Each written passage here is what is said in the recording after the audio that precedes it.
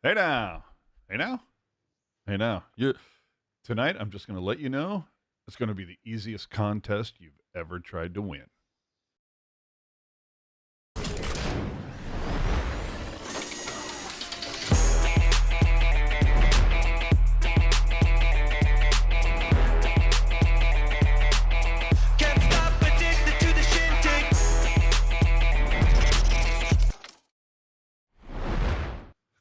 Oh, boys and girls, children of all ages, welcome into the Pucknologist. Here to wrap up another week of Sharks hockey for you, part of Teal Town, USA. You know how to do the like and subscribe thing, so if you haven't done it already, prove to me that you know how to do it and do it. So what had happened was the Sharks have gone 1-1 during this very short week, losing to a streaking Carolina team and then beating a spiraling Boston squad. An entry-level deal hath been signed. A player made his NHL debut. Another player, picking up his first NHL point. Peacock TV added NBCS Sports. Utah hockey understands the assignment when it comes to the fans. We're going to look back at the Fanatics jersey debacle because there wasn't one. Plus, we're going to check in on a live Barracuda game happening right now, and we're going to do that giveaway tonight. It's going to be an easy win. Easiest thing you've ever won in your life. And I'm going to rant a little bit, too. But before we get to that, tonight, it's a special kind of night. Anybody ever seen one of those? Because you don't see them very often. All right. Anyway. Ian, buddy, how you doing, man? Yeah, I'm good. I think, it was a pretty decent week of Sharks hockey, I guess. I've seen the worse. Barracuda have been on a little bit of a tear this week. I mean, really good, right? I don't know. I was talking about this yesterday on the show, where I saw some comments on Reddit where people were talking about like their favorite Sharks go to for information, and there was a couple of comments about how pessimistic we have gotten. You negative Nancy. You Debbie, I know. Debbie Downer. And it would just completely be like sunshine and rainbows all the time here, but I'm like, yeah, I guess it probably gotten a little frustrating. And look, for good reason. This season's been a tough one in a series of tough seasons, but I think that overall, I probably don't talk enough about the things that excite me. The things that make me aroused.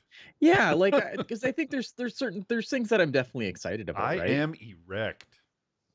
So I'm gonna try and do better. I'm gonna try to be a little more balanced. I'm not saying that if Mike Greer does something that I think smells, I'm not gonna tell you how bad it smells, like, because that shit is just what's gonna happen. However, I will try to elaborate more on the things that excite me instead of just kind of being like, yeah, that's great, but this fucking trade here, a little. We'll try and balance it out a little bit better. A little less. Fuck them kids.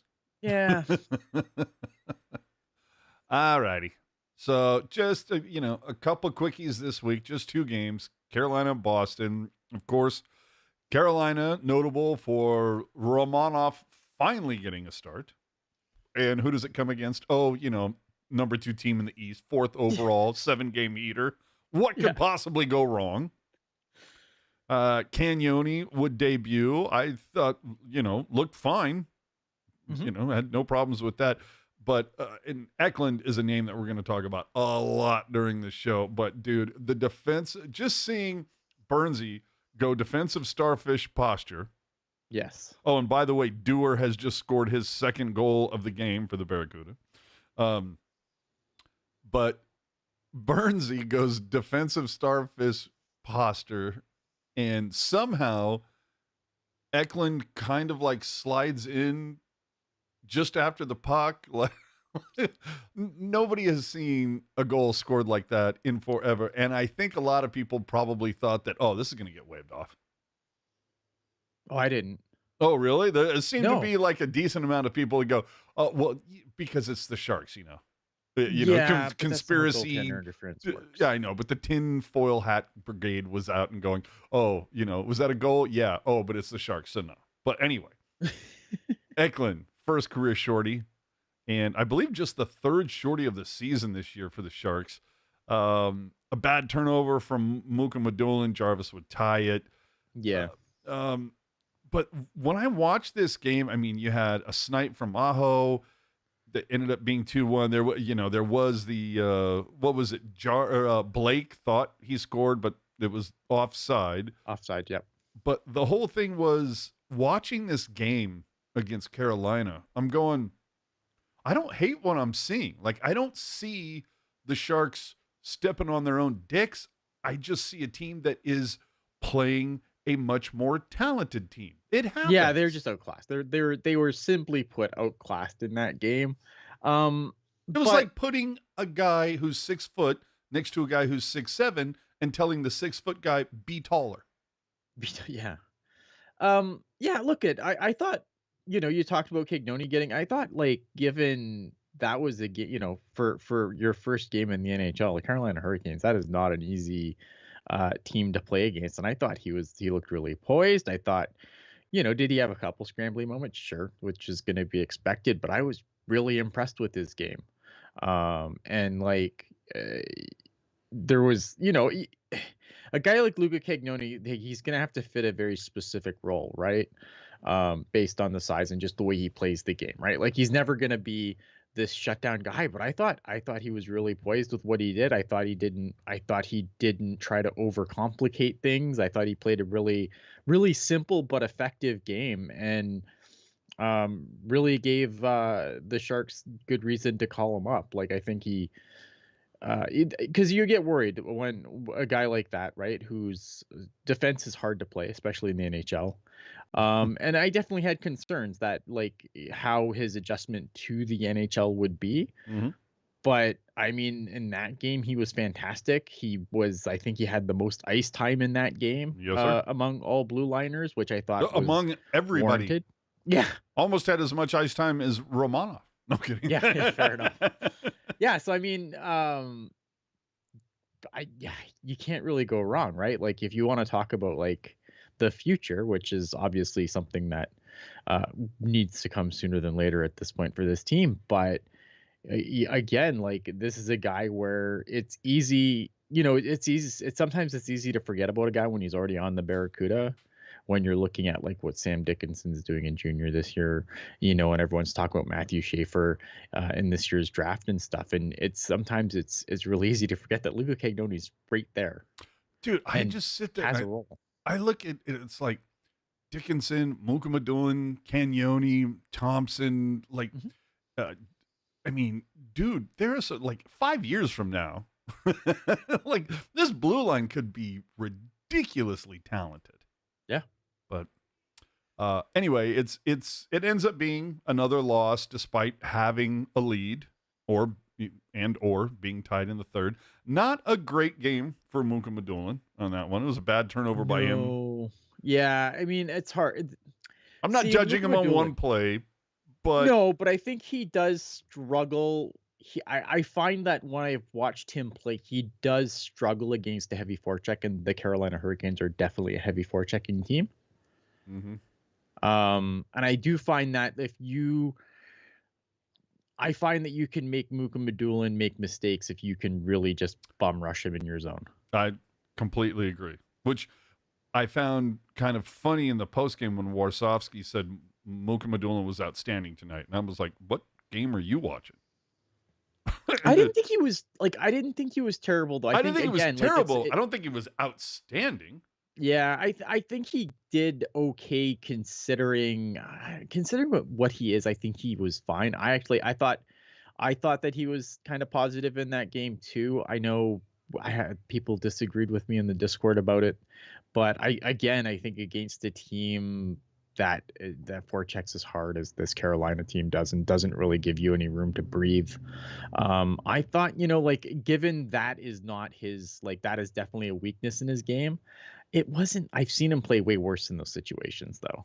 Yeah, if that makes sense. No, it does. But it does go to my point, though, where it's just kind of like sometimes during post games, Warsofsky will say something, and I'm like, okay, but I didn't consider that. Let me go back and take a look. And I'm like, okay, solid point. And then other times he'll Sure. say something and I'm like, what game did this guy just watch? What are we watching? It ain't the same. These are not the same things. To finish out this Carolina game, both teams go 0 for 3 on the power play. Sharks are outshot 29-25. I mean, tends to be the thing that happens this season. It's good. Yeah, and a lot of those, and a lot of the shots start pouring in once the game is kind of put away. Yeah, which is kind of where there was a while there where the Sharks weren't shooting anything. Yeah, but it's that Carolina game. I think for the Sharks, seeing a team that, like I said, coming in on a 7-game heater, as good as they are, the way that they played, it was like, I'm not mad. No. It was just like you got outplayed by it, but sometimes you just run into a more talented team. It happens to everybody. Yeah. So we move on to the Boston game that occurred last night, and oh man, all sorts of fun stuff. Barracuda rolling. Thomas Bordelot oh no, not Thomas Bordelot. Who is that? Who's 77 on this team? Damn it! That's Regenda, isn't it? Oh, is it? I think so. No. Yeah. Yes. Yeah. Oh my God. They're just rolling. All right. You're going to have to keep an eye on the score for me. All right. So versus Boston, you get Lucas Carlson debuting for the San Jose Sharks. Georgiev goes back in net. And once again, Eklund opens the scoring, goes 5-hole from Celebrini. And Cagnoni gets his first NHL point on that. And at that point, I was just kind of like, oh, shit, is this going to be a replay of the Carolina game where Eklund scores first? It looks good. Everything's going their way, and then it slowly goes the way. No, that is not going to be what happened. But then Georgiev and Desharnais give it away to Middlestat. I'm like, at that point, tend the goal. I'm not mad at Georgiev here. He played that puck. That's what he's supposed to do. He's supposed to play that puck. So it's Desharnais that just got bit. Yeah, I'm not mad that Georgiev. I think that obviously him and Desharnais got their wires crossed. I'm not going to completely just throw Desharnais under the bus here either, because I think that is probably a miscommunication between the two of them. But Georgiev stopping that puck, that's exactly what he's supposed to do. Oh, I was just so like, yeah, it sucks, right? Because obviously it gets, it kind of just floats out in front and there's no one in the net. But Georgiev, that's the play. You're going to stop that puck on the boards and try and, give it to your defenseman to try and start the rush the other way. If he doesn't play that puck, it just goes around the board, probably back to a Boston Bruin. And then what? Yeah. Right. So it sucks. And I think it's probably a situation where maybe they just didn't communicate well enough, or Desharnais just maybe he didn't put the puck where Desharnais thought he was going to put the puck or whatever. Maybe it handcuffed him a little. Good. It's like, I'm not saying this was a good play. I'm not going to fault Georgiev for leaving the net, because that's exactly what he's supposed to do in that situation. Well, and in either way, the Sharks come away with the win again against a spiraling, a Boston team. I don't want to say is bereft of talent, but certainly not the same amount that they had before the deadline. It's fat. This was a game that I was really fascinated to watch, because obviously the Bruins have kind of been a team where they could, have a kind of a fuck off in the middle of the season. You're like, yeah, they're the Bruins, they'll be fine. And not I think anymore. That was the way, right? Yeah. That's kind of the way I felt about them. And then it's like, oh, they're not going to turn it on. Oh shit. No, they're not turning this on. And then the trade deadline comes and they're trading guys away. And it's like, oh, this is not happening this year. It was wild to see this team be this bad. I don't remember the last time I've seen the Bruins be this terrible. Bakersfield's on the power play. I thought the Barracuda were going on the power play. I'm like, because that's all they do is score power play goals lately. So the fun thing about this, of course, being Goodrow padding his stats with the empty net goal and the big fight early in the game. I was like, good for you, because Lord knows I've been dumping on that dude for like the last 3 months. So good for you. During the post game, though, when they're promoting the upcoming games, Al goes, Toronto coming in next week. Make sure to check that out since Toronto never really comes out here. I'm like, They come out once a year. exactly. And I'm like, they literally come out every season, bro. Same as the other 15 Eastern Conference teams. What in the world are you talking about? But anyway, first win over Boston since 2016, snapping a 14-game win streak for Boston over San Jose, which is incredible. But, dude, my favorite part, and again, I just love laughing at Facebook commentary. Best part of the post game was a comment on Facebook that said, "Hooray, we beat an elite Original Six team." And I'm like, okay, let me break this down. Number one, I'll forgive you the we, because I make that mistake too often myself. Sure. Yeah. But like elite, like it's been quite some time since Boston would be considered elite. And I'm so sick of the Original Six hype. Like no other league does that. It's especially when 4 of the Original Six suck right now and the other 2 haven't won anything in 30 years. Well, they're not even the original teams. They're just the teams that survived the war. Exactly. I fucking hate that so much. It's arbitrary six. Get over it. There's nothing original about them. They're just the ones that survived fucking World War One. All right. Anyway, so we are going to have some giveaways happening. Oh, shit. The Condor score again. Uh-oh. Cooter is still up 5-2. It's fine. But I'm gonna see this here. Yeah, Gabe probably wants that back. Yeah, to keep an eye on that. So listen, we're going to have the giveaway details coming up soon in a little bit. But first, anything more from the games this week besides Cagnoni getting called up? Thoughts? I thought he looked great. Yeah, and I thought and I think Lucas Carlson looked really good yesterday. Well, Cagnoni, is this a guy you see on the blue line for the Sharks in October? He should be given. Well, maybe not though, because again, this blue line's basically signed. So I guess it depends on if Mike Grier makes any moves. If the blue line stays how it is without any moves, then probably not, because there's no room. Last time I looked, only the 6 only guy spots leaving, on the blue line. Right, the only guy leaving is Jan Ruda, right? And I don't expect Vlasic to see a whole bunch of ice time either. Right, but so Vlasic will still be here. Ferraro's still here. Liljegren's still here. Desharnais still here. Henry Thrun will still be here. Shakir needs a contract, but I can't imagine that not happening. So I think there could be room. And obviously, Mike Grier can make moves in the summer. That is a thing he's allowed to do. Last I looked. I don't know, man.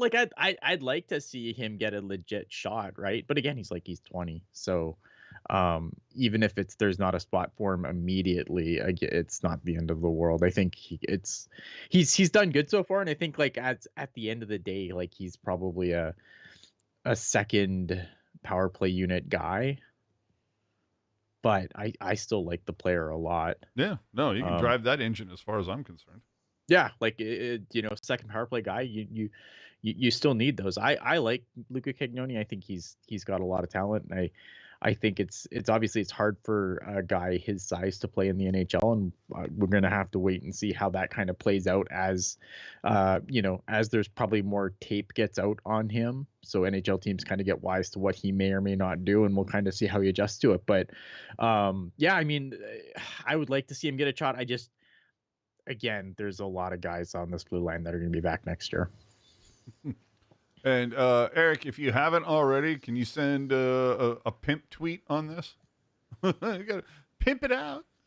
Oh man! So the Sharks signed Cam Lund this week, establishing the balance of Lunds with this team. You can't lose a Granlund and a Zetterlund and not get back a Cam Lund or something to balance with an Eklund. With other guys expected to get a look, if if Goody and Delandria don't see the press box soon, I don't know what we're doing here, because I know Remenda loves to sing Goodrow's praises, but the numbers don't lie. The fact is, we already know what those players are. Who are you expecting to see get a look over this, final few weeks of hockey? Yeah, I mean, obviously, Cam Lund's going to come, and I think that's going to be exciting. I'm excited to see what he looks like. Obviously, the only time I've really seen Cam Lund play is in the prospect thingies in the summer, Mm-hmm. which obviously there was the one year he put on an absolute show. So I'm excited to see what he looks like, because I don't get to watch a ton of college puck, unfortunately. So I'm curious to see that. I want to see Thomas Bordeleau. Oh, kind of a shitter get off the pot kind of deal. Yeah, I feel like he's earned at least a look, right? And I think if he doesn't, I think that probably speaks volumes to where the team is with him. But I think he should get at least a look to see what he can do, especially right now. Like, what are they? You know what I mean? Like, what are we doing? Let me call out this comment in the chat from Ruben. Says, first time listener here, who's the jerk off on the left? And I have to ask, your left or my left? Yeah, that's there you go. I need to know. So with just 6 home games left, and this is fun, the final arena giveaways were subtly announced, the first being a crossbody bag. This is what us old folks used to call a fanny pack. Mm-hmm. And I guess if you wear it around your waist, it's a fanny pack. But if you go from, shoulder to hip, it's a crossbody bag, whatever. There's also going to be an SJ Sharkey stand for Fan Appreciation Night. Not really sure what that is, but hey, I loves me some Sharkey swag. I have a ton of Sharkey bobbleheads and other accoutrements. And hey, if I can add to that, so be it. After 70 games, the Sharks have 19 wins, good for 47 points. After 70 games last season, it was just 16 wins and 40 points. So with 12 games left, I think hitting 20 points is going to be easily done. I mean, they literally just have to win one more game out of the last 12. And I think hitting that benchmark along with 50 points, that's a good positive, along with still staying at the bottom of the league, increasing your percentage for the best draft pick overall. So that being said, Tank Watch, right now the Sharks 47 points, Blackhawks 51. The Blackhawks have played one more game. They have 2 more rows. And according to Tankathon, the strength of the remaining schedule for the Sharks, they are at number 8. The Blackhawks are at number 3. So the Blackhawks have a tougher path. Or I'm sorry. I guess that should be easier. But the Sharks have a lighter schedule than the Blackhawks. So you would think, I don't know. It's going to be real interesting to see how this happens with that 4-point swing. But I'll tell you, the fact that the Sharks won that game against Chicago like a week and a half ago, I'm like, God damn it. Yeah. This is going to end up being another Noah Gregor bullshit. They're not going to climb up to like 7th though. It's interesting. 4 points. 4 points for the Blackhawks now. I mean, at least they won another game, because for a while there, that was a 2-point cushion. The left side just changed. I'm not super fussed about it though, because again, I think that regardless of where the Sharks pick, which is going to obviously be in the top 3, it's got to be one. They are going to get a player. Yeah, I you know what I mean. And it's not. This isn't a draft like last year's, where it's like, Macklin Celebrini is the clear heads cut. and shoulders. Right. Yeah. I like Matthew Schaefer. I like Michael Misa. I like all these guys, but I don't feel like any of these guys is like heads and tails. Like there's still going to be, a consensus number 1 guy. There always is. But I don't think that the gap between them is going to be enough to warrant super concern. Well, I think the thing we all need to, take into account is like, is Misa or Schaefer from New England? Neither. Oh, well, then Greer isn't taking either one. Neither of them. Yeah, I know. All right, let's get to our stock up, stock down for the week. In just 2 games, some positive call-outs. Yeah. So start Eklund this week. Yeah, Eklund for sure. Dude, in just 2 games, 2 goals, 1 assist, a +3, including his first ever shorty. Then you have Carlson. No, not that one. But Carlson with a goal and assist, including it being a game winner, +2, 50% shooting percentage. Finally, this is a Carlson in teal that I can get behind. Yeah. Guy we mentioned earlier, Cagnoni, led the Sharks in time on ice in his debut, gets his first NHL point in his second NHL game. And then finally, Celebrini, 2 assists, now just 1 point behind the rookie scoring lead, and yet 11 less games played and almost 3 minutes less in time on ice per game. Is there anybody else that you would like throw a kind of like, here is your cookie, good sir? No, I mean that really covers it, right? Like, Schultz just made it 6-2. There we go. I think like William Eklund, obviously, I think it was his week. Dude, he drove the bus this week. Drove in the bus. Yeah, like I don't know how you can go against him at that point. Like Macklin Celebrini continues to do Macklin Celebrini things. Again, I really liked Cagnoni's game against the Carolina Hurricanes, and I thought he didn't play as many minutes obviously against the Bruins, but again, I thought he was great in that game too. So, and then obviously Lucas Carlson, comes in and makes his Sharks debut and is fan-fucking-tastic. So, I mean, like a lot to like this week. Despite the loss against the Hurricanes, I think there's just a lot to like this week. John Swenson with the super chat saying, I may have finally joined the draft Eklund over Wallstead bandwagon. Now I want 2 Eklunds. I mean, Victor is not going to. What if the Sharks are drafting in the top 3? Victor ain't on the board for them.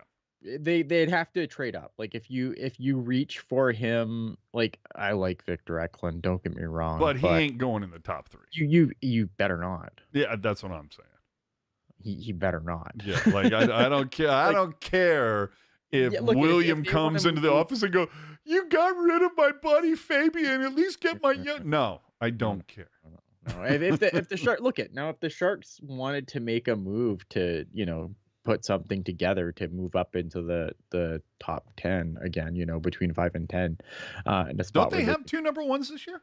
Yeah, but you'd have to move up though. They're not going to be in the top 10 range. Yeah, no, I get that, but I mean, it's their number 1 is definitely going to be in the top 3. The other Correct. Number 1 is that from the Hurdle deal? Is that the Vegas?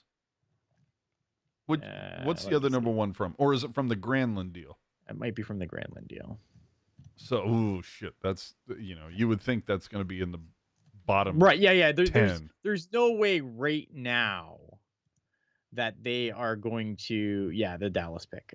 There's no way right now that they could draft him without some finagling of packaging some picks to move up or whatever. And I don't if that's the play, I don't really even hate that. I just they just can't use the pick. They can't use the top pick. Like to me, it's if you're going to make that big of a move, man, that fucking guy better pan out. You know what I mean? Like, I understand a couple of years ago. They have a lot of draft capital though. Like if you're moving up into the top 10 and let's say you're using that late first and a second to do it, right? Like that player, I still feel like it needs to pan out because you know what I still have that is putting a bad taste in my mouth. Wasn't it like they like made some deal to move up a couple spots to take Mirko fucking Mueller, and there were like the picks that, or the players that were selected with the picks that the Sharks had ended up being miles better than Mirko Mueller. Sure, but that happens all the time. I mean, just because you're like the thing about drafting, and this is the argument that I kind of hate, because it's just like, just because you stay in that position, just because, let's say Detroit drafts whatever, right? And then it's like, oh, look what fucking Detroit did with that pick. But there's no guarantee that the Sharks wouldn't have fucked it up if they had stayed in that position. I get that, but it makes it look even worse. You know what I mean? So I don't know. Well, I don't know that they're gonna make that play. But anyway. I don't know. I just think if they did, like, I wouldn't hate it, right? Like, it's kind of what they did last year to move up to get Dickinson. Yeah. Okay. And that, yeah, I'm more than happy with that one. Right. Yeah, exactly. Right. So, but like, yeah, sometimes it blows up in your face, but I mean, that's just drafting. Like, sometimes drafting just blows up in your face. Yeah. Let's finish up stock up here. I'm going to go off board. We don't do this very often, but Carrier, dude, you had a shutout versus San Diego earlier this week, and it looks like you're having a pretty damn good game right now. So I'm going to give you a stock up. And we just finished talking about Celebrini, though, so I'm going to do a little Calder watch here for a hot minute. Right now, as it stands, the numbers are in: 52 points over 58 games for Celebrini. That's .90 per game. Hudson right now, 53 points over 69 is .77, so 13 less. The last 5 games that have been played, Celebrini has 4 points, -1. Hudson, 4 points, +3. So you look at that and you go, ooh. But if you look at just the last 2 games, wow. But I mean, the Sharks they leak like crazy. I mean, Montreal is a team that's in a wild card spot, and then you're gonna and the Sharks are one of the leakiest teams in the league defensively, and that's why I give Celebrini the lead.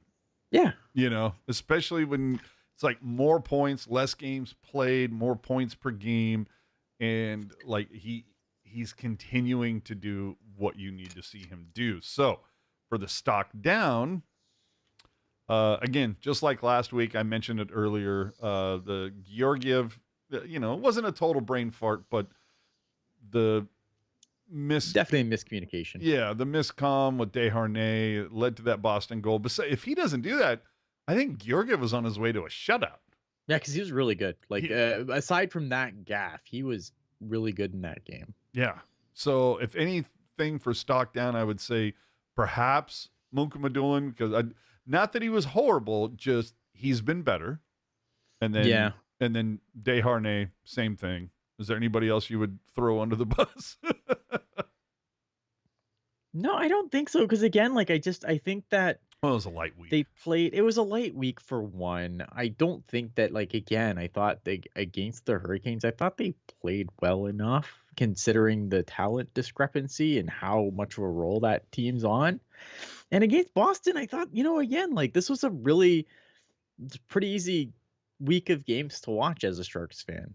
There's a lot to like and not a lot to dislike. I mean, no one's wanting them to go on a run right now. So it's like, okay, yeah, you beat Boston. That's good. That's enough. Just, keep on keeping on.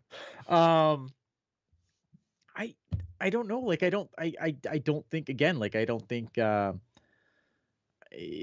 thought Romanov led in a couple of soft goals, but not enough to be like, you're a fucking 0 this week, my guy. Like, I don't know. You piece of shit. Yeah, like, you know what I mean? Like, maybe a couple of soft goals, but nothing like super. There was nothing like super egregious this week where I'm like, oh man, that guy for sure.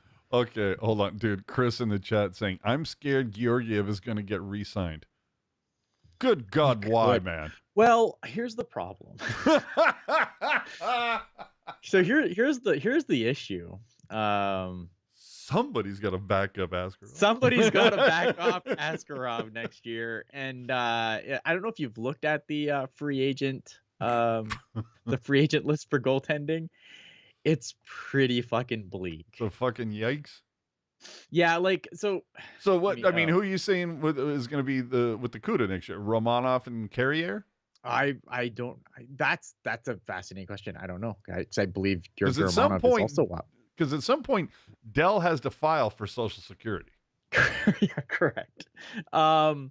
So if you're looking at like goalies that are going to be like around in free agency, like here's your options. Actually, so the top of the list right now, and this kind of makes me concerned because I think he probably gets taken just based on the lack of guys. Like for me, if I'm Mike Greer and I'm looking for a guy to come in and play behind Askarov, it's Jake Allen. There you go. Right? He's not going to steal the net, but he's going to give you quality starts when you need him to. But he's not going to. You're never going to have a goaltending controversy in San Jose with Jake Allen, right? Like he's completely serviceable as a 1B, but he's never going to push into that 1A territory. And if he does, then wow, things have gone terribly wrong, right? But I mean, if you look at the other guys that are kind of out there, well, you could bring back Vitek Vanacek, I guess. Freddie Anderson. You're not bringing in Freddie Anderson to play in a tandem with Askarov. Anton Forsberg from Ottawa. Maybe Dan Vladar is another guy. But again, like none of these, you know what I mean? Like Dave Rittich, James Reimer, like it's pretty fucking bleak. Those man. guys have one good game every 10 starts. Yeah. No, I feel you. Like it's bleak, right? I like Tyga coming in saying, AJ assuming Social Security will still exist. Yeah. Man. Yeah. It's bleak. Yeah. Like the free agent picture, like, because a lot of guys that were kind of out there, teams have kind of looked at this landscape and they've started signing their guys, Ricky Utah says Husso.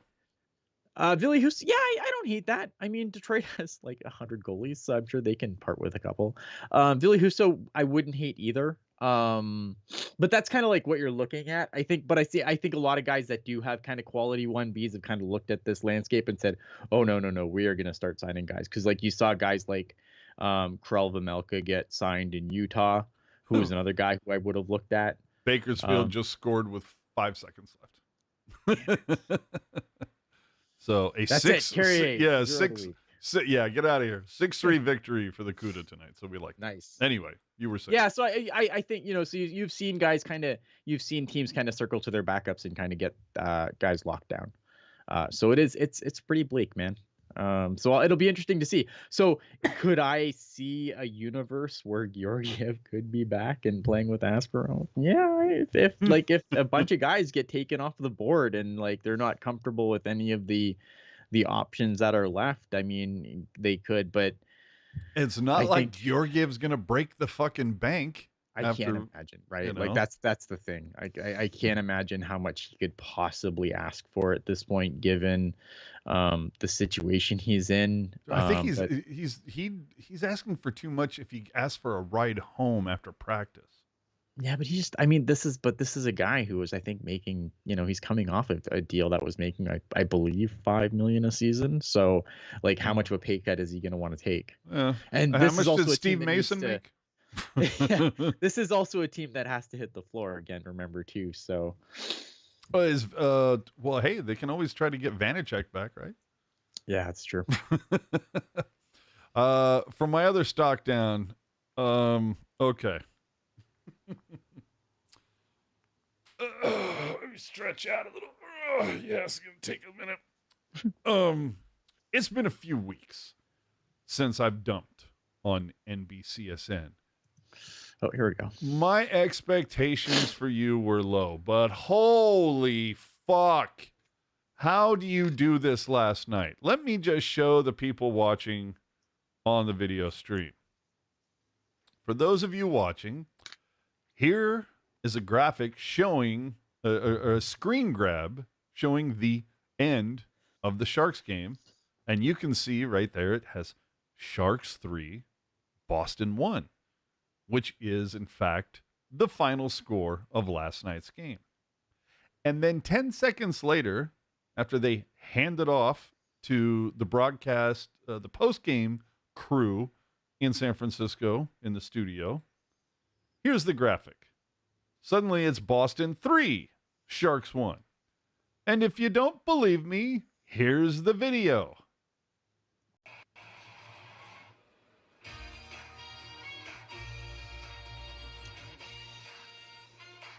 Oh man, what a turn of events. Dude, I'm telling you with this.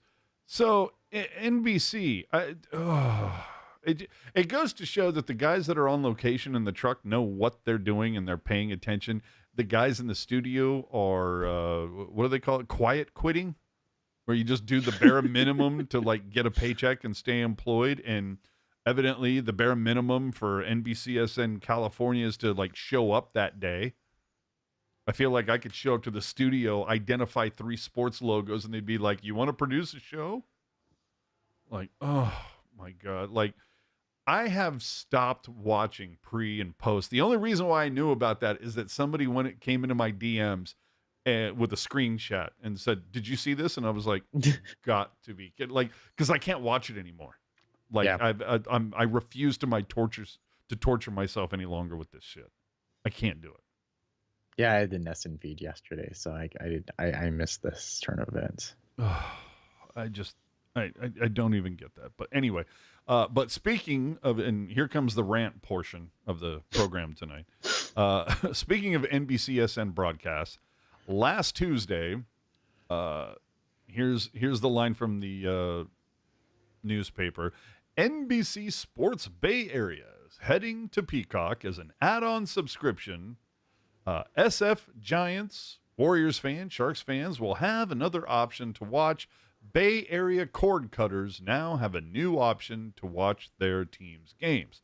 And so what we had learned is NBC Universal is adding the regional sports networks to Peacock for an add-on fee, meaning that Bay Area subscribers will be able to watch the Warriors, the Giants, the Sharks, the Athletics on their streaming platform. And I was like, at first I was very much like, fuck yeah, let's go, man. Like, away from the boomer mentality. Let's go to the next generation. And then it said NBCS Bay Area and NBCS California will both be available at $17.95 a month each. And I was like, are you fucking kidding me? And then you read a little bit further into the fine print. And it says, oh, and that cost is on top of the Peacock premium that you have to pay of $8 a month. Oh. And then, but if you want Peacock Premium Plus with no ads, that's $14 a month. But I guarantee you, all those games, they're still going to have ads. But $18 each? Are you fucking crazy? Dude, I have my list here of the stuff that I pay for, whether it's Paramount, Hulu, Prime Video. None of the most expensive one I pay for is Hulu, $16.99. So it's not even, and like those platforms offer a variety of shit, and it's not based on what time of the year it is.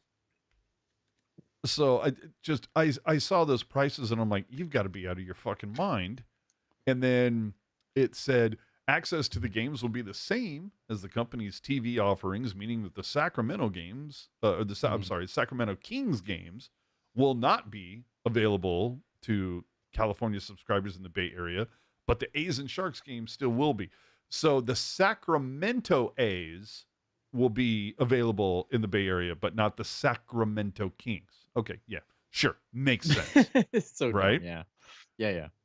And then part of this announcement that said the add-on will be a 24/7 channel within the Peacock platform. So the Bay FC, San Jose State, Santa Cruz Warriors games aired on NBC Sports Bay Area TV channels will be available on the stream, as will 49ers related shows. Games aired on Plus channels, like when the Warriors and Giants play at the same time, blah, blah, blah, will be available. All I looked at that and I said, okay, so the shows that nobody watches will be available to watch. Great. Okay. The price for a single channel on both NBC Sports, NBC Cal. It's way less on whether it's YouTube TV, Fubo, Hulu, Live, and all those services offer way more fucking channels. So Yeah. I don't even, and if you already have YouTube TV, you already get these channels. You don't have to pay extra. And there's Right. still going to be blackout dates, Yep. which is like the dumbest thing ever. But I'm here to tell you, man, this is how it all begins. Everybody wants recurring revenue. You used to be able to buy music. Now you rent it. You used to be able to buy software. Today you rent it. Dude, 40 years ago, the only things people subscribed to were newspapers and magazines, and in the start of cable TV. Now everything is subscription, recurring revenue. You can literally buy a car today that comes with heated seats, but then the company will ask you to pay them $2 a month for you to actually be able to use them. That's where we're at. That's insanity. Dude, that's where we're at. And the thing is, I used to bitch about cable, satellite TV being an all-in option. Like, why am I paying to subsidize these 500 channels, the foreign language, or these movie channels that I never watch? I only watch 30. Let's go a la carte. Holy fuck, was I wrong? Yeah. Let's go back to that. No, it's true, man. And I like, even like, I don't know, up here, like before, because like, but once upon a time, right? Like you could just get the NHL package, but now they've just like now that Sportsnet has the rights, like they just rolled it into their internet package. I think, God, I don't want to tell you what I pay for a year to watch Sharks play. Yeah. Oh, and I'm seeing like Jumbo and Crafty saying, just cancel the Adobe. I did. I fucking canceled it, man. I can't do it. Yeah. Make work pay for it. but the problem is that like the problem there is like, because I know people are be like, well, just pirate. The problem is most pirates, like I can't watch the game after the fact. I can watch it live pirated. But that's the other. It's so funny you bring that up. Is that part of this announcement with Peacock? They didn't mention a word about DVR options of being able to watch it later. If you can't, like, if you have to be live in the moment, fuck off. Right? Yeah, because that's the only reason that's why I don't pirate, is so that I can watch games the next day. Yeah, it's the only reason I don't. Because like it's like for me, I think the Sportsnet for a year is, I don't know, probably like $300. Yeah, no DVR option. I could see $5 or $7 a month. 18? No, I'm flying a pirate flag. It already costs the average fan like $125, $135 to go to a game. I know, yeah. So don't cry to me about attendance at these price points.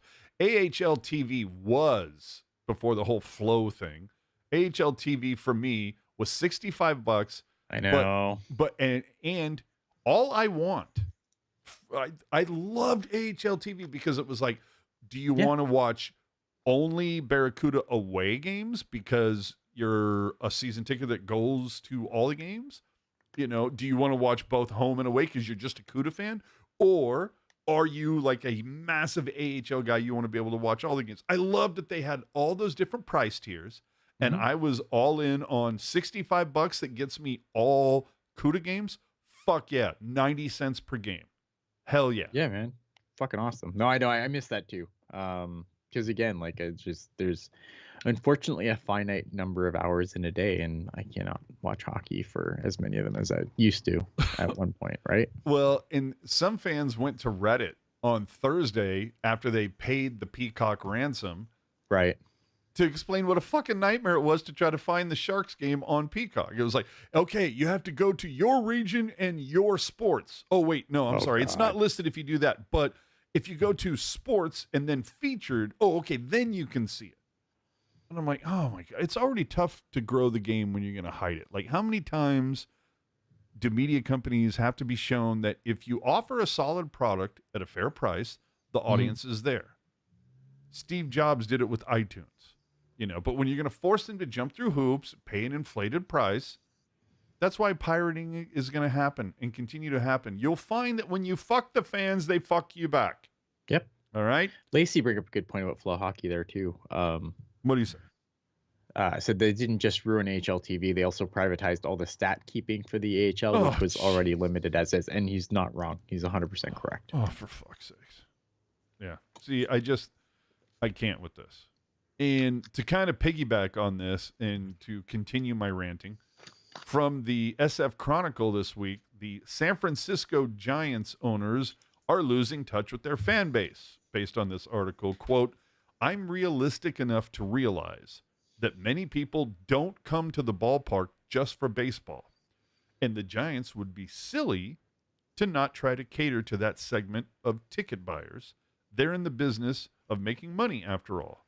So what they're saying is like, we need to cater to this elite corporate dollar that shows up because they just want to be seen here. You know what I mean? They want to be able to tell their friends, well, yeah, I was, what did I do earlier today or yesterday? Oh, well, I was at the club level or the, this private suite at the Giants game. And none of these guys could name 3 Giants. But to finish up on this article, it says, there are also plenty of fans who would buy a ticket to watch the Giants if they played their games in the parking lot next door.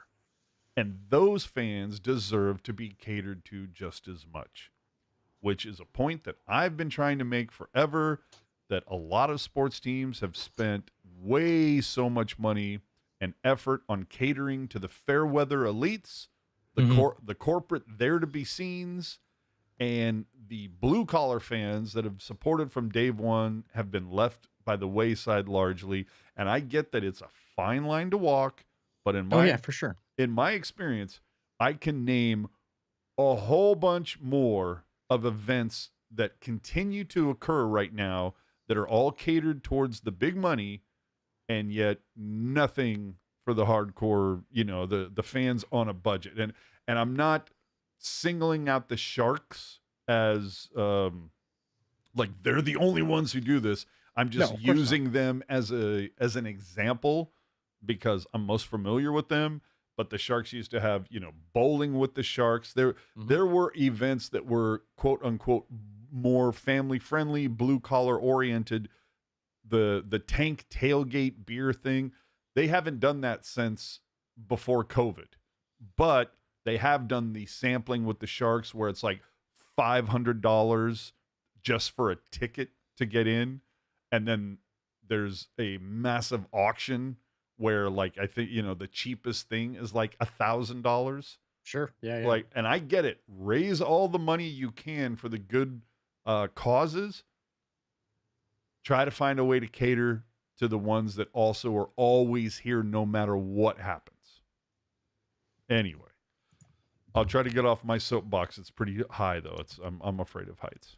But speaking of a team that gets the idea of catering to the average fan and not trying to soak them for every cent, Utah gets it. Utah Hockey Club owner, and I say hockey club for just the time being, Ryan Smith announced a $1 subscription to the team's Hockey Club Plus streaming service for fans to watch all of their remaining regular season games and potential first-round playoff games. And Victory Plus is free for Stars fans. So right there, that's a price point that I can get behind. Yeah, and look, I think for Utah, it's a good thing, right? Like they've already tried to get people into the building. They've really put a lot of effort into making this work. Utah's building isn't super set up great for hockey. Oh, no. As is.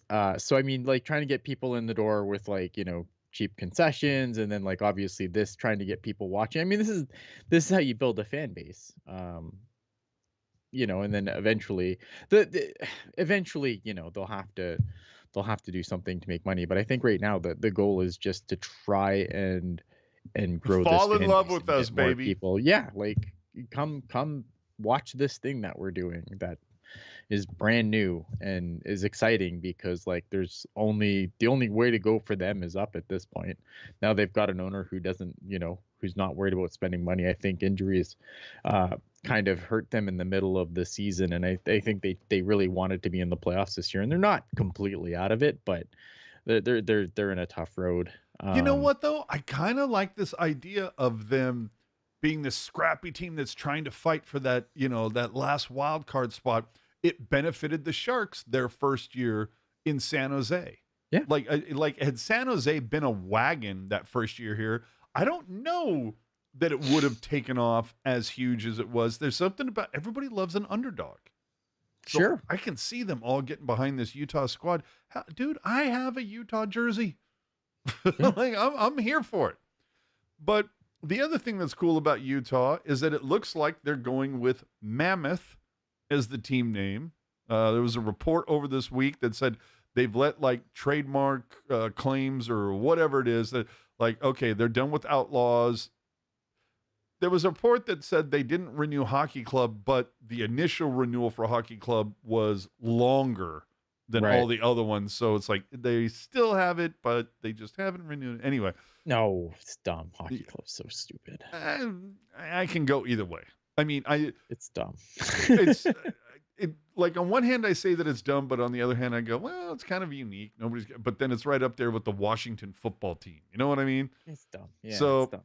It looks like they're probably, the smart money says they're going with Mammoth, right? Yeah, because you need a thing because you can have like a logo and it's just I don't know, man. Like, well, it's the obvious choice. And you can can you sell? Can you like if the Sharks jersey just said Sharks across the front of it, that's not cool. But for the love of all things hockey, please name your mascot Yeti. Yeah, that's what I understand. That if you're really smart, if you're going to name your team Mammoth, the mascot his name needs to be Willie, Wooly, whatever, Woolly Mammoth, Willie Mammoth, and you can just print money. Yeah. But I really want to see them throw a huge middle finger to that drinkware company. and I know with Puck Guy in here, he's familiar with it. Like if they go Mammoth, it was just like, go Mammy, no whammies. Like I think that would be very cool. Anyway, coming out of the GM meetings this week, Kevin Weeks. I'm not going to do the impression. Puck Guy does it way better than I do. Kevin Weeks says there will be 34 NHL teams, could be 36. Worst kept secret in hockey. Yeah, the expressed interest in owning an NHL franchise is evidently through the roof. First question I ask: does this dilute talent? Yeah, I mean, expansion always is going to dilute the talent pool, but I don't think it's going to be to the point that it's going to be. I've seen a lot of this since this season, with people just being like clutching their pearls, like, "Oh no, the talent isn't even good now." Like, what are we watching? Like, what games are you watching? If you don't think the talent's good now, right? Like, what games are you watching if you don't think that? If you're like, "Oh no, they need to contract but like 8 teams. There's so many garbage guys in the league." Like, what are you watching? I just can't see the NHL being the trailblazer for expansion above any. NFL has 32. I believe MLB is at 30. I don't know what basketball is because I don't really fucking care. 32, I think. All right. So either way, like to see the NHL, they're watching Sharks games. Yes. Okay. Fair enough. So fair, I don't. That just blows me away. But evidently, but none of those teams are in Canada. Oh, okay. Keep saying fair this point. Every time you bring this up. Fair point. 7 NHL teams are in Canada. There's a ton of untapped U.S. markets where you could put teams. And it seems like there's a pile of money in Houston. Yep. Pile of money in Atlanta. Yep. So I mean, did you hear what they do? You know what they want for expansion this time around? And eventually, there's going to be a pile of money in Phoenix. Do you know what they want for expansion now? Oh, like 1.5 billion? 2 billion dollars. Now, will they get $2 billion? I don't know, but that's what that is apparently what they want for expansion now. $2 billion fucking. Oh well, no wonder all the owners are for expansion. Right? You get to split it. You get to split the money 32. You get to spend $2 billion 32 ways. My God. And you don't have to share any of it with the players. I can't wait to see how the schedule gets reworked.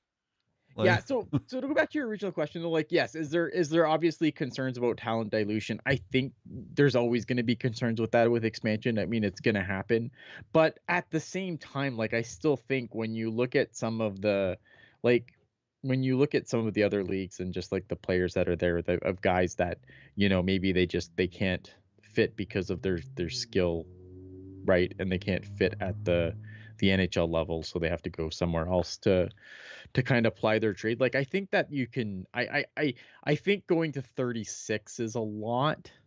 Yeah, I think that's. at that, like, if you did that very, very quickly, I would definitely be a little bit concerned. But I just think the players, like, they've never been better. But I mean, 36. I mean, if you keep it, that there's four division. I mean, that's four divisions of 9. Yeah.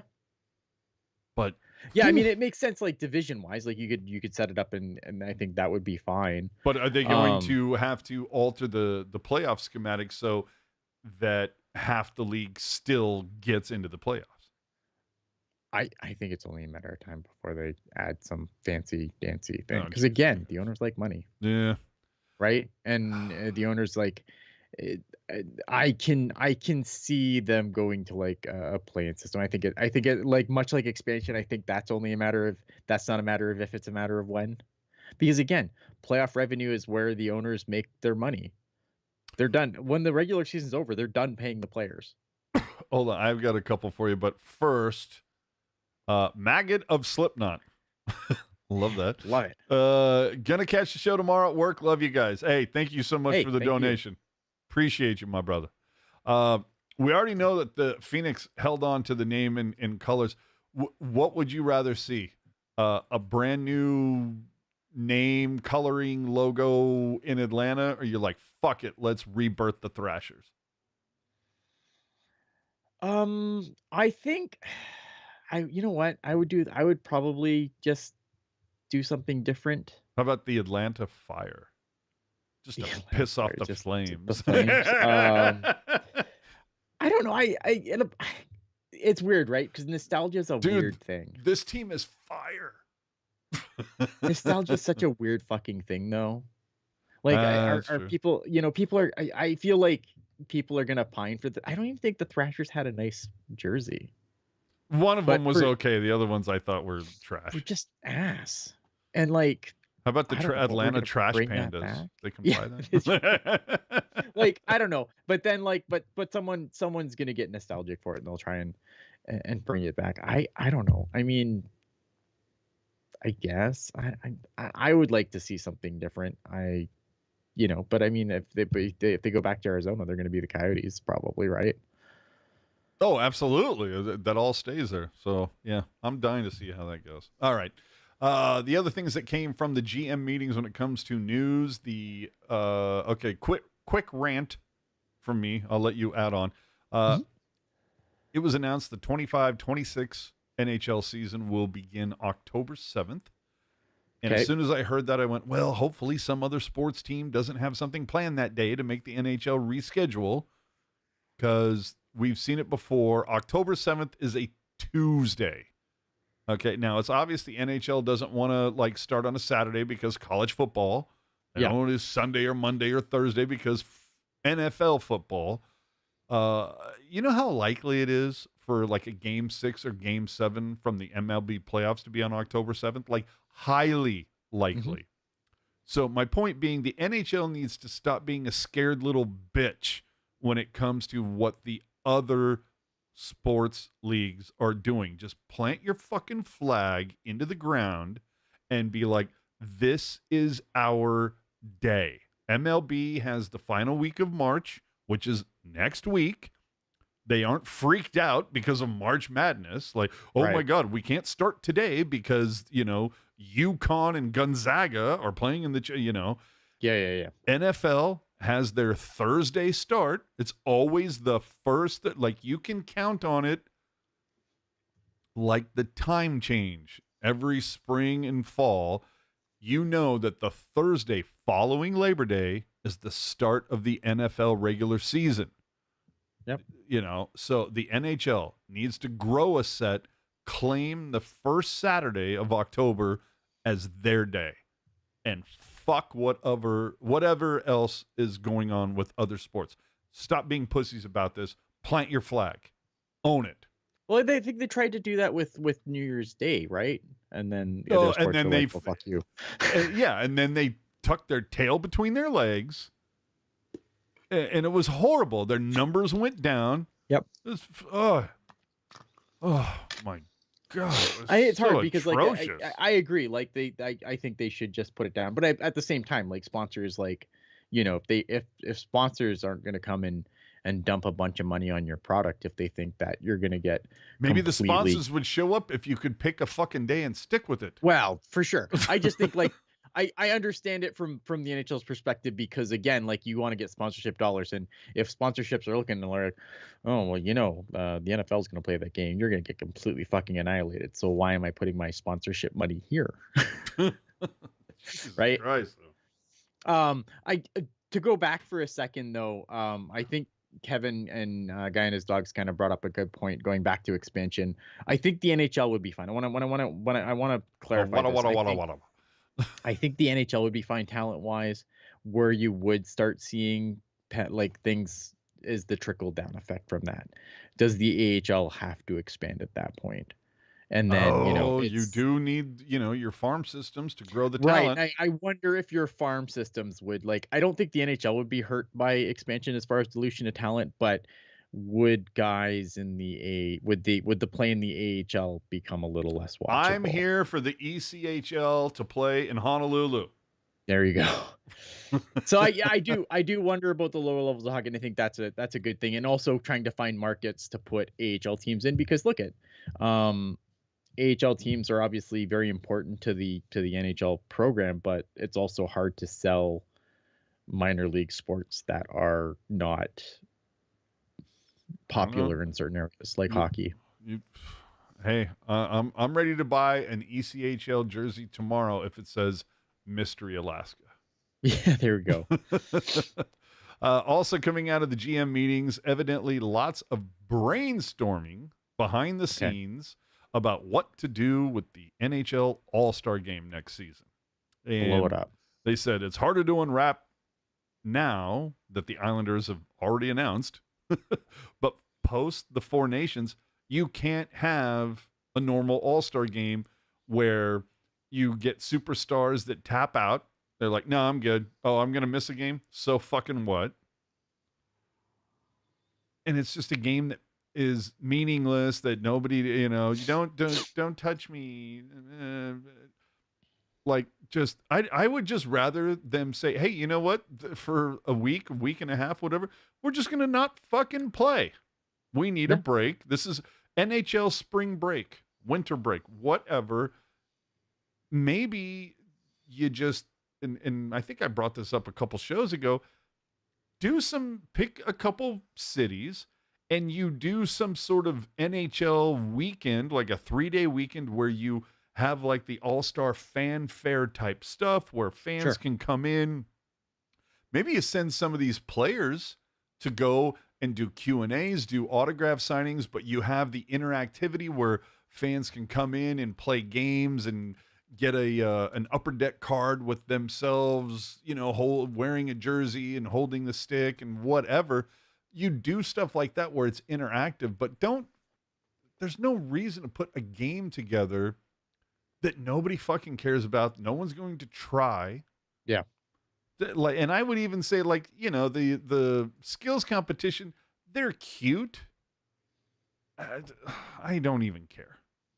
No, you know, that's the problem. And the problem is that's the problem, right? No one cares. The players don't care. Yeah, just do Four Nations, the Olympics, World Cup. Yeah, well, I mean, that's what's going to happen, right? So the Four Nations tournament was a one-off thing because of the low lead-up time. But like every 2 years now, it's going to either be an Olympics or it's going to be a World Cup. So that they've already kind of got that. It's the years in between the World Cup and the Olympics that they're going to have you make it an interactive carnival that goes from city to city. You know? Yeah. Nobody gives a shit. All right. From Pierre LeBrun, he said, I asked Gary Bettman whether he envisioned talking to the NHL Players Association about changing the playoff format in upcoming CBA talks. going back to the old 1 versus 8, 2 versus 7 format. It's never 1 versus 8. Well, yeah, but you know what I mean. Yeah.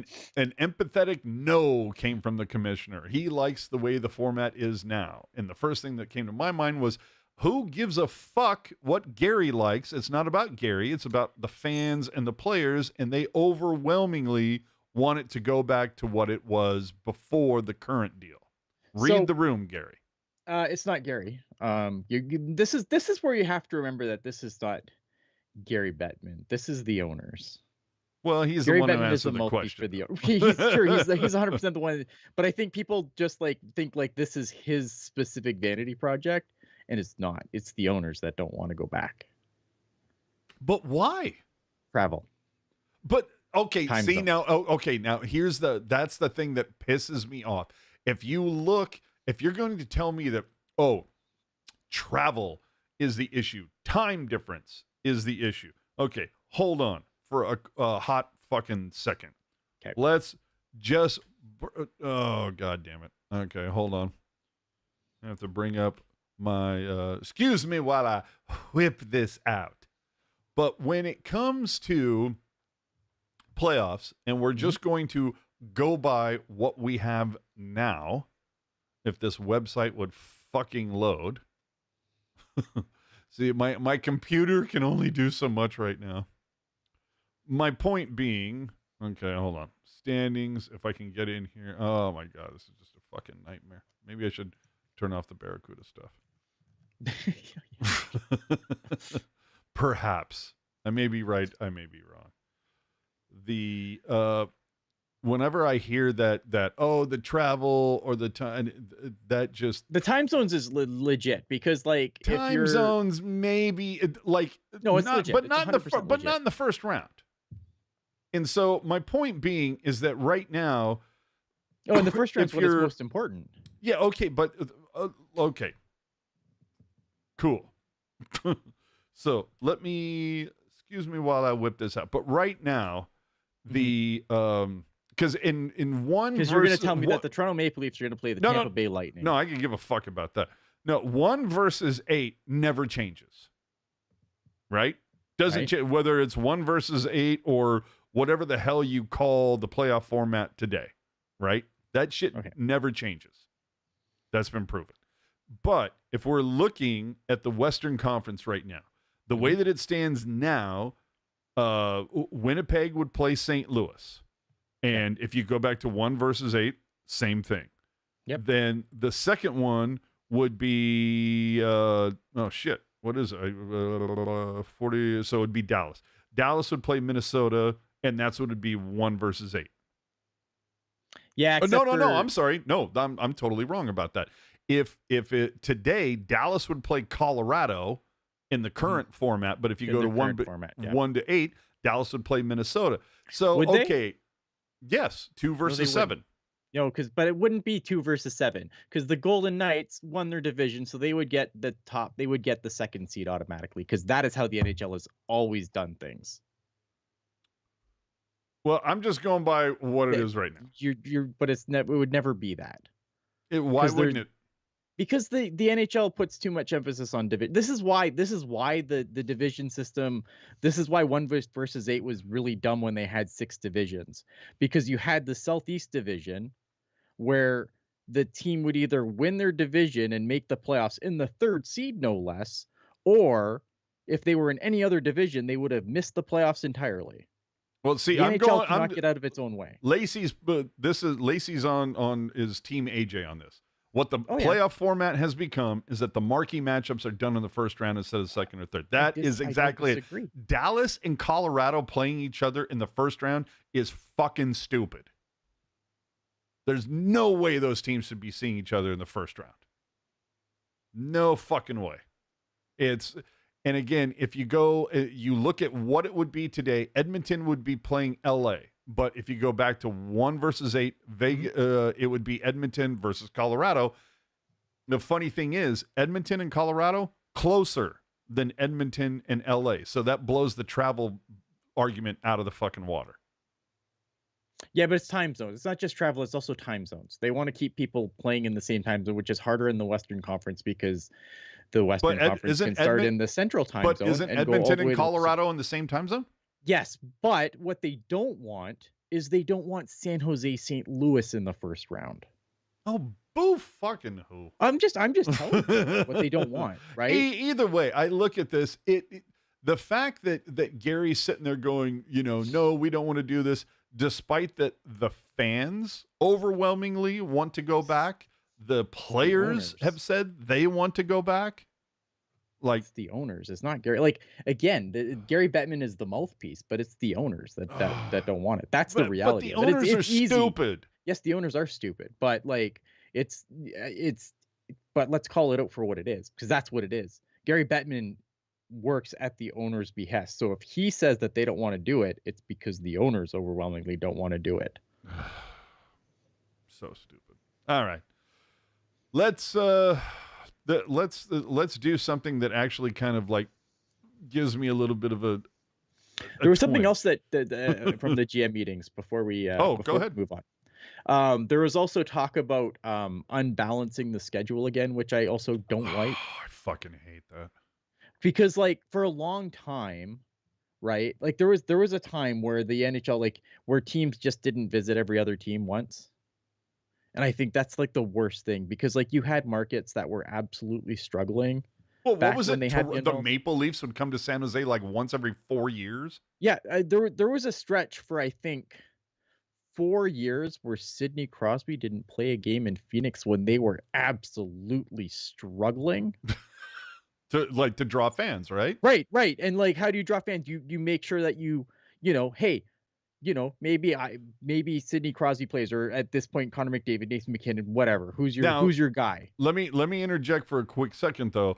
I think that also is the home team. So in this example, Phoenix, it is on them, Arizona, whatever.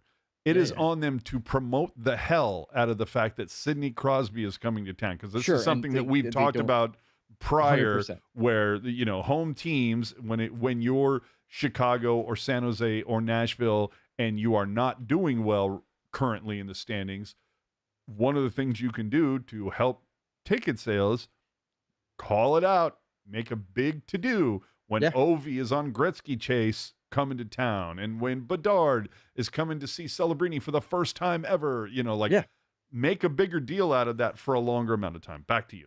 Yeah, I can't imagine like the thinking. Like, I understand again, and what is it? It's travel, it's whatever. It's like, and it's arrogance from like some markets that are like, well, fuck those other smaller markets. They don't deserve our players because we're fucking New York. But like, I can't imagine a league that would be like, no, sorry, you're not going to see Connor McDavid this year, or you're not going to see Austin Matthews this year, or you're not going to see, Leon Draisaitl or Nathan McKinnon, or the list goes on. Like, what a backwards fucking, like, I don't know, man. The NHL can't get out of its own way. I remember a few years back, they were talking about like once I think it was like Valentine's Day. They said once Valentine's Day hit, Pittsburgh was not leaving their time zone for the next 2 months. Yeah. And I think they said it was something like it had just by some way of some scheduling quirk, like they weren't going to be on a flight that was like longer than like an hour for 2 months. Must be fucking nice. Yeah. And I sit there and I see that shit and I'm just going, how has there not been some push by maybe the owners that are in the Western Conference to say, hey, maybe we need to see a little bit more of an effort to try to balance these schedules. Like, look, the Atlantic, you already have like this huge advantage in the fact that, all of your opponents within your division are like an hour flight. Yeah. I mean, some of these arenas, you go from one team and you take the bus to the other. Yeah, you can take a fucking bus. Like, you think about it. It's like if you're the Devils and it's like you're going to play the Rangers and the Islanders and the Flyers and the Penguins. Are you fucking kidding me? Meanwhile, the Sharks, just like that shit. Like there needs to be some sort of balance that, like, okay, maybe in the first half of the season, the West Coast teams, they make the travels to the East Coast to get those out of the way for them. But then in the back half of the schedule, that's when the Eastern teams have to drag their ass out to the West and try to find some balance. The Sharks, like we talk about the Sharks have bad, like, but they're like, who really has it bad? Vancouver. You would think Vancouver and Florida would just be like, oh my fucking God. Yeah. Right. And okay, Puck Guy, see, he knows. When Pittsburgh won the Cup in 2016, they didn't leave the Eastern time zone from late January to Game 3 of the Cup final. Yep. So, perfect. Thank you. Yeah, I mean, the entire Eastern Conference is in the Eastern time zone, basically. Yeah, but it's just like, oh my God. Anyway, one thing that came up this week, I can't remember if it was social media or whatever, but somebody had said, hey, remember last, summer when hockey fans were losing their fucking minds over the Fanatics deal with the NHL, and that Fanatics is going to make all the on-ice jersey, and oh my God, numbers and crests are going to just fall off mid-game. And well, we're nearly in the final month of the regular season. I think we all need to acknowledge, if we're being honest with ourselves, all the worry about Fanatics making the on-ice product was for naught. Jerseys didn't mysteriously disintegrate, rip, fall apart. Crests didn't fall off. And if there were any name or number mistakes, that's on the customizer. That wasn't on Fanatics. They only ship out blanks. I think, well, the thing is, like, I'm not really surprised. I don't think this should really surprise anyone, though. Like, because when they took over all the factories where the jerseys were already being made. And so that's my point. Is first off, the Four Nations jerseys, solid. Oh, great. The Utah jerseys were fine and delivered. At first it said, I remember Utah said, oh, well, we're not going to have jerseys available to purchase until January, but they were ready before Thanksgiving. Yep. So they underpromised, over-delivered. The classic stadium series jerseys were fine. Not a single issue tweeted about them when it comes to the on-ice ones. So my point is, let's give them some credit. Lord knows nobody has dumped on that company as much as I have.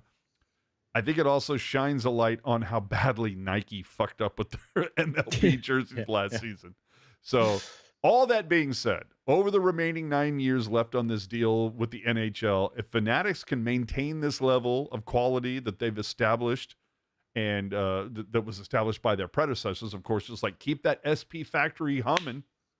As long as they continue to use the same factory, same people, same fabrics, I think we're all going to be fine. Yeah, I think, when especially when the baseball pant incident happened. Oh, but no, it was top to bottom. It was jerseys. It was pants. They fucked up everything. Yeah.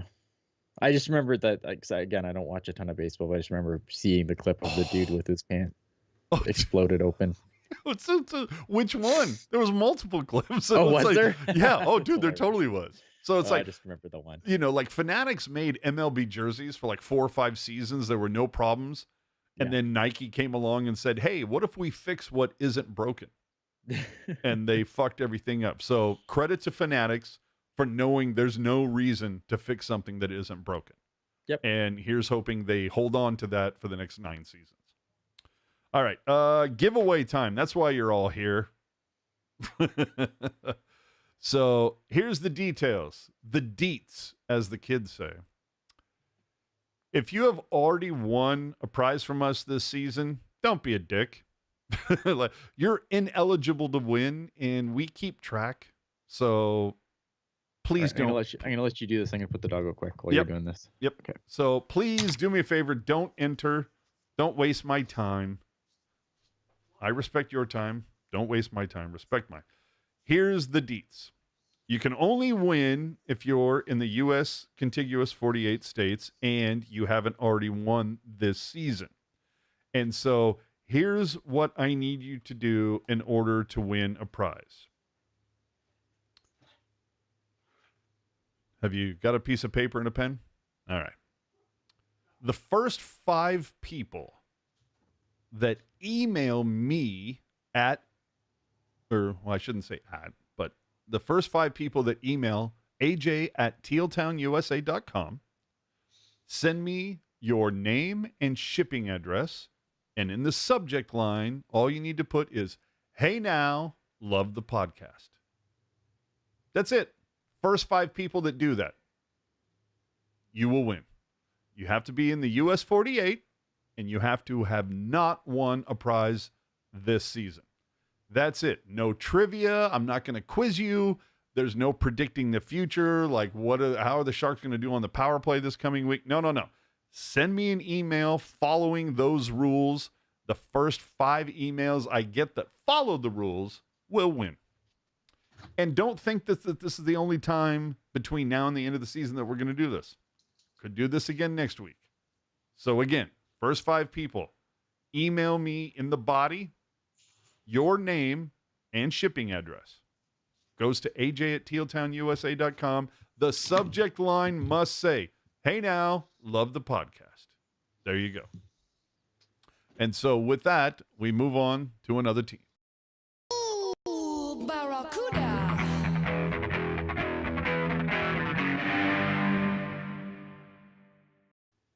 Oh boy, oh boy, oh boy. What a week for the Barracuda, my brother. Holy crap. Where are they at right now in the standings? Has that been updated? They are currently, I believe they're still in 6th. Yeah. Michael nailing it. I have too much crap and I need to unload as much as I can. That's why everybody's getting prizes. Yeah, right. All right. So still they in might 6th? they might have moved up to 5th. By 'cause percentage? the Calgary Wranglers by points. Because they won today, which should put them up to 72 points, I believe. Calgary Wranglers lost today. They have 71, so they are now in 5th. Yes, I am Nice. And mathing correctly. To a guy and his dogs, dude, you got a lot of way more cool stuff than these people are going to get. Just letting you know. Lacey confirming 5th in the Pacific. So 3 games this week. San Diego. Oh my God, dude. Carrier. 17 save shutout, while Gushin, Cardwell, and White all had multiple point games. At that point, you're just going, because they had lost 4 or 5. Mm-hmm. And you're like, hey, a W's a W, I'll take it. But then, boom, 2 against Bakersfield this week. And the game yesterday was a drunken monkey fuck of a game. It really was. Yeah, that's the best way to describe it. Dell allowed 6 goals and still gets the win. You don't see that quite that often. Podorowski, first star with a natural Hattie, game winner, an assist. Gushin picks up the second star with 2 goals, 2 assists, and 6 other CUDA players come through with multi-point games. That game was that game probably had to, I guess, I don't know, pray to the porcelain gods the next morning. It was so drunk. I mean, really good week by the Barracuda, man. But silly. That game was just silly. Yeah, but silly. I think, like, and I said this yesterday on the show too. Kevin had like the best tweet ever yesterday. He's like, because there was a point where Aaron Dell made this ridiculous glove save with like 30 seconds left or something. Yes. And it was like, gives up a casual 6 goals and then looks like fucking Dominic Hasek with the most ridiculous glove save you will ever see. And I mean, if that's not Aaron Dell, fuck, I don't know what is. Oh, so sick. And then early, I mean, it ended while we've been on air, but game 2, a 6-3 victory. So 3 straight wins for the CUDA this week. I don't remember the last time they've won 3 in a row. Me neither. Be honest. Thompson striking first, which would make a power play goal in 9 straight games for the CUDA, which is a franchise record. Mm-hmm. Gushin would score early in the second with yet another power play goal. And Dewar says, fuck your power plays, I'm going to score. Yeah, Walker Duehr has been so good on this with the Barracuda team since with he's the gone CUDA. down there. With the Yeah. Sharks, not so much. With the CUDA, absolutely. And then Bordelot was like, okay, I'm going to help the Condor score. But ends up being a 6-3 victory. And then you got Regenda with points in 6 straight games. So, you have to be feeling at least a little better that you're not seeing the Barracuda kind of like back up into a playoff spot after this week. Hopefully they can continue. Yeah, I think the Barracuda, like this week, they played some just really good hockey this week. Even the drunk game, I thought, they obviously came out the right side of that. They have to, scoring is the hardest thing in the game to do, and they did it 8 times. Good Lord. Right. And like Gabe Carey, I think has been really good. With Romanov not being there anymore, he's obviously been with the Sharks with Askarov being injured. Gabe Carey has been, like, to me, one of the highlights of this season, just where he's come from, a guy who I didn't think like not good of him, but I didn't think this highly of him. And like, he's really, really impressed me, so far this season. And now this is what you want, right? This is a team that's heading into the playoffs, and you want them to start playing their best hockey, which they've started to do. And it's crazy that it only took them losing some of their best players for it to happen. I still want to hear the phone call where like Aaron Dell calls. For those of you who don't know, Aaron Dell is married to an insanely gorgeous woman. Former 49er cheerleader, if I remember correctly. But I just want to hear that phone call. It's like, how'd you do, babe? Well, saved 23 of 29. Oh, I'm sorry. No, I still won. Yeah. Give me a break. One. Yeah, look at, and now they're talking about, obviously, they're saying that Askarov is hopefully going to get back soon. It sounds like he's going to start, doing more stuff. I wish they'd tell us what the hell happened to him. But well, Teal Curtain, baby. Teal Curtain being what it is. But yeah, I mean, look at, this is what you want, right? Because I think the thing that concerned me the most about the way the Barracuda have played this, to end the season, is that they've kind of just backed in. Yeah. They were just backing in, right? And you don't want that. And so I'm as long as this team can kind of maintain this momentum now, maybe they have a playoff run in them. Like, where I want to see. You asked me a week ago, I didn't think they were long for this world at all in the playoffs. I want to see the entertainment producers to be like, okay, so this playoff season, team song, DMX, back that ass up. We're just going back into it, baby. Will they do that? No, they don't. Nobody has the stones to use that as their thing. But anyway. Puck guy asking, Teal Curtain or load management? He hasn't played. He's injured. He's been hurt. Yeah. It's Teal Curtain. Like, we don't know what the injury is. All we know is that he's going to start working. He's going to start doing more practicing and increasing his practice load soon. But why? Who fucking knows? Got to make that save. Yeah. This week, the CUDA play at San Diego midweek because, it's Wednesday, and that's the law. That is the law. You play San Diego on Wednesdays. Then the CUDA will host a pair next weekend against Abbotsford. Only 5 more home games left for the CUDA before the playoffs. So, if you're sitting on the sidelines going, I wonder if I should go. Well, you only got a few more games to try. Well, that's the thing too. Like, and you look at, now you're starting to look around the other teams. The Barracuda now, they're, I think, a point behind Abbotsford. Like, they're in a position now where they can actually, not just move up in the playoff standings, but the home ice advantage in the playoffs is still something that's incredibly attainable for them. Well, the only team that they're not catching is Colorado at this point. Well, and Puck Guy says, that's my point. Perhaps they've rested Askarov, so he's 110% for the playoffs. No, you want players playing. Agreed. Prospect watch, dude. Dickinson continuing a silly badass season, 91 points in 55 games. Yeah, like stupid. a Tyga in the chat saying, sure to shove had 5 points tonight. Yeah, so it's going to be interesting. Let me take a peek at that here quickly, because I know that's going to be the playoffs. This was the last day of the regular season in the Ontario Hockey League, so let's see some playoffs. Oh, so who's available to come? Like, are we going to see Musty next week? Are we going to be like, who are we seeing? Well, let's take a look at the playoff bracket. See if we have a playoff bracket yet. Because that was one of the things that I was trying to get to early on in the show. It's like, what other call-ups are going to be? Because you said there was a couple people, whether it's like, Halton and a Dickinson are going to be too long for this world when it comes to the playoffs. London's not going anywhere. Like, for London to London would have to catastrophically go wrong, for London to be out. And a guy and his dog saying Joey Maldoni is dragging UConn into the Frozen Four. Yeah, there you go. These are all players that we talked about like the last couple of weeks, by the way. Like we're giving that shit the horse eye. Yeah, I don't have the actual playoff brackets yet, so these standings might not be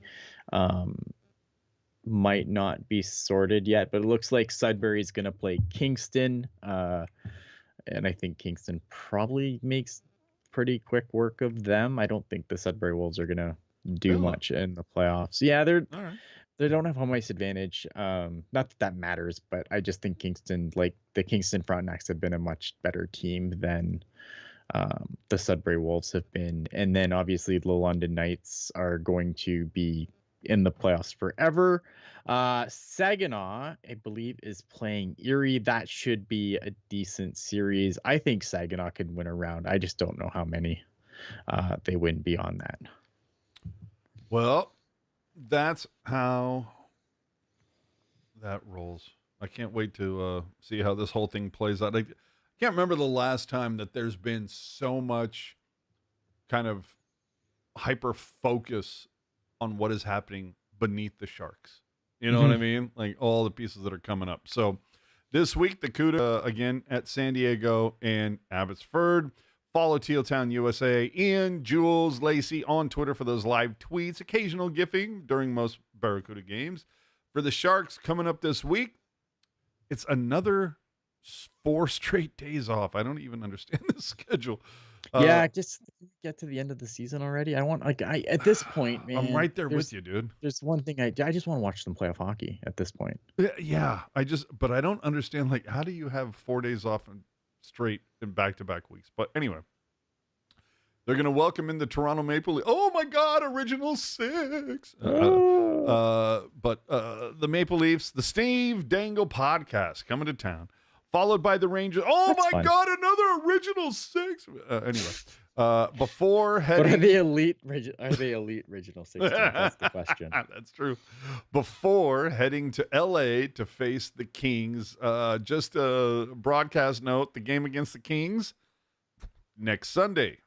So that means we will be on immediately following Sharks versus Kings, not our usual 7 p.m. start. That's just true. To let you know. So if you get on YouTube at 7 and go, where are the motherfuckers? It's because we're too busy watching Sharks in LA waiting for it to end. So Maple Leafs, second in the division, fourth in the conference, 4-5-1 over their last 10. I think, did the Sharks not already beat the Maple Leafs this season? I think they did. I don't remember. Everything's a blur. Yeah, because remember, Dingle's head fucking exploded. They did. Wasn't it in overtime? Yes, that was. And the reason I don't remember it was because I watched the first period of that game and then I got on a plane and came home. And then, of course, they won. Well, I was in the air. See? So, yeah. So, and Tucker's saying you guys should do a co-op show with Dangle. Would love to. They don't have the balls to do a show with us. That's what I'm saying. Oh man. So like, dude, if the Maple Leafs lose to the Sharks here, Dangle's just gonna fucking explode. He's just gonna lose it, and that'll be it. They're gonna have to pour him into a cup, and that's how they'll get him back to the TO. But the Rangers 1 point outside of the wild card, so they're gonna come in needing this, and they have a winning record on the road, but they only have 3 wins in their last 10. Yeah, you want to talk about a Jekyll and Hyde team? I've no idea what Rangers team the Sharks are going to see. The this is a game where I think, again, like kind of like Boston, where I think you can't take them lightly. You can't go in there thinking this is absolutely a win. But I think it's a very winnable game for the Sharks, because I think the Rangers are kind of reeling right now, and like it'll be interesting to see who they face in goal. Ooh, yeah, dude. If it's It just has to be Shesterkin, right? Like, I feel like they have to just kind of ride Shesterkin and hope to God they make the playoffs at this point. But the East playoff race is fascinating. Finally, like I said, next Sunday it'll be the LA Kings, currently third in the Pacific, and I would say that that's due to a lack of competition in the division.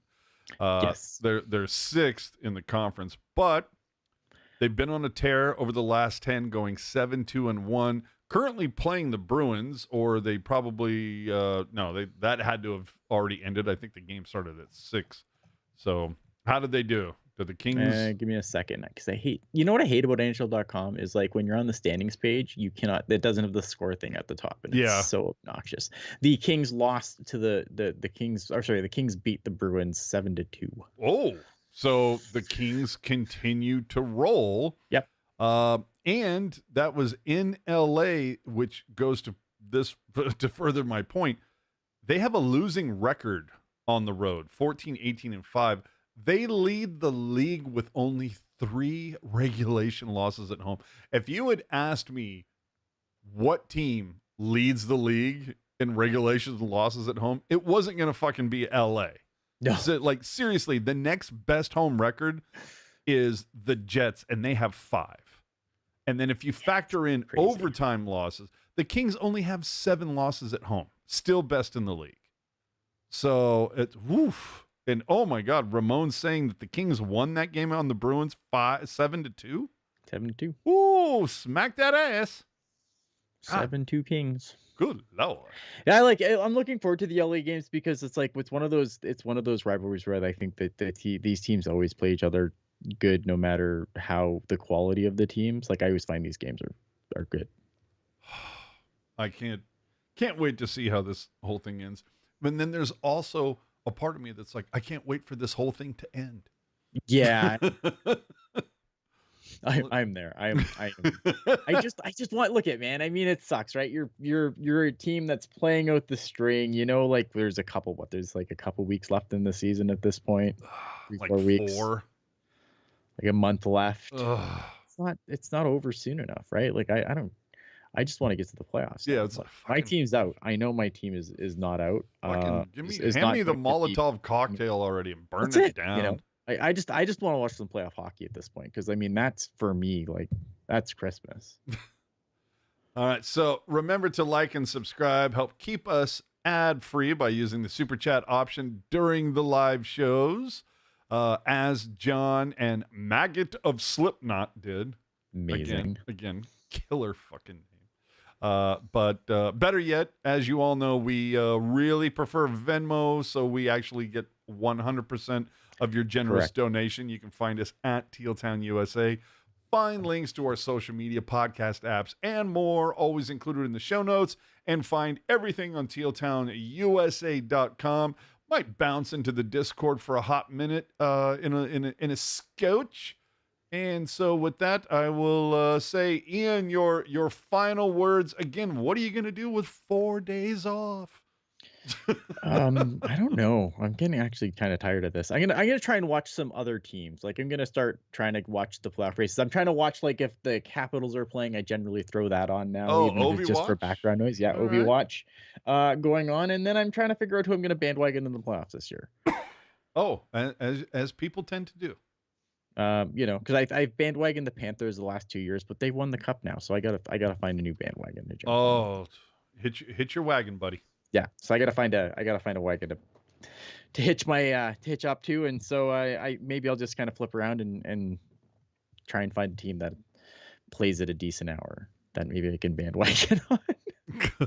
Oh, and my dad coming in hot saying, "Go Comets, Fort Wayne, baby." So to play us out, we go to Stewie. We'll do it live. Fuck it. Do it live. I'll write it and we'll do it live. Fucking thing sucks. in 5, 4, 3. That's tomorrow, and that is it for us today. I'm Stewie Griffin. Thanks for watching.